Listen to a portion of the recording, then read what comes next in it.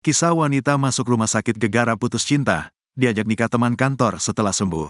Kisah Dewi, wanita viral di media sosial setelah membagikan kisah cintanya melalui akun TikTok. Awalnya, Dewi harus dirawat di rumah sakit karena dampak emosional yang cukup berat.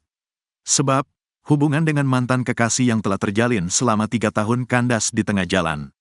Dewi sempat galau berat hingga terus-terusan menangis, kehilangan nafsu makan dan berat badannya menurun drastik.